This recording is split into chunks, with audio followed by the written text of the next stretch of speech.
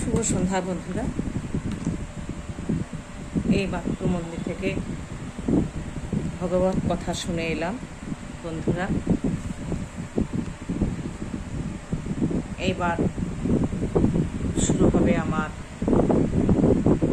ঠাকুরের ছোট নাম সংকীর্তন।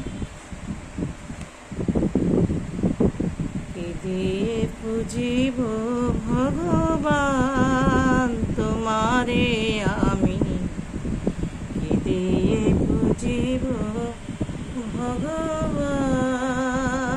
তোমারে আমি, কি দিয়ে পুজিব ভগবান।